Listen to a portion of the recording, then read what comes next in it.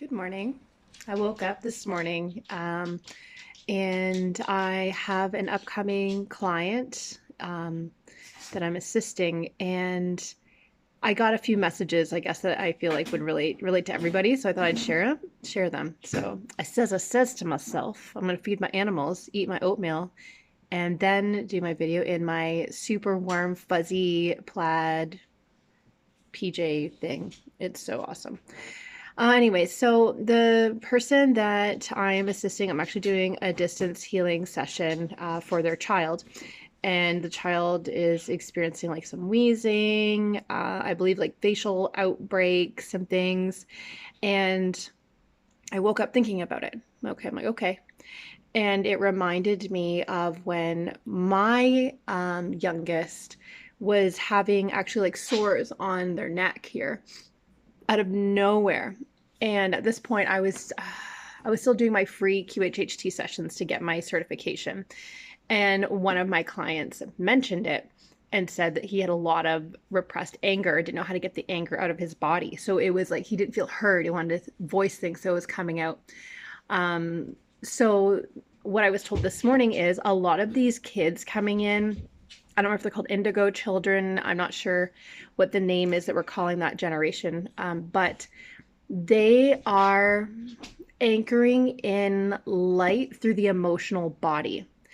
So anything that we have as a collective have repressed because a lot of us were programmed to ignore or repress our emotions, this incoming wave of children operates very much in the emotional body.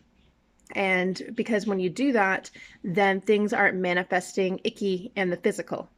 So they're here to teach us how to navigate that. So number one, these kids are here to show us how to have our emotions. And I was told that by my guides about my youngest. He knows how to really throw a tantrum. And he's also super smart and compassionate as well. When he feels something, he really feels it. But he's showing me how to be angry. And I find it very fascinating because I repress my anger. The first emotion that I go to if I'm upset or something doesn't go well for me is anger. But people would usually say, "Oh, Candice, you're usually so happy." I repress my anger because I don't like to project my wounds onto others. And instead of dealing with it later or at that time in a healthy way, I end up repressing it. So these kids, anyone in their proximity, that is not dealing with their emotional body, these kids are so sensitive, they are taking that on and moving that energy through, right? We don't want it to stick here anymore. So those kids are moving it through. So any any repressed emotions that you're not dealing with, if you got a kid that's having tantrums and things, look at yourself, look at your home, what's going on. Are there some repressed emotions in there? And is this kid acting as a conduit or channel to release these emotions? Because that's what they're here to do. They're here to get that flow going, and they're here to show us that it's okay to feel. And so things aren't manifesting physically. So they're doing us all a favor. Some of us older ones, but not too old, are here to anchor in the light, right? Bring in the light in, update the grids, yada yada, all that kind of stuff. Most people are kind of familiar with that. If not, you can go down the rabbit hole on your own. But this next generation, it's about the emotional body. Some of them are here to help with that. So I thought I would just share that because I thought it was very profound. So this other child is experiencing these symptoms.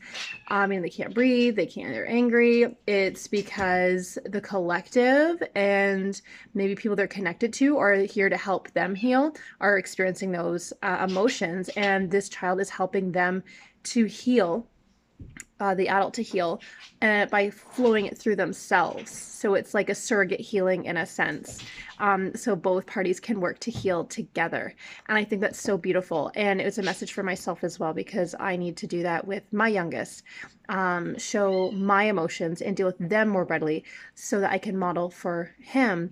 But also he's showing me that it's okay to have these icky feelings and allow them to rip through your body, and the world keeps turning. There's still unconditional love in our home, and it's all good.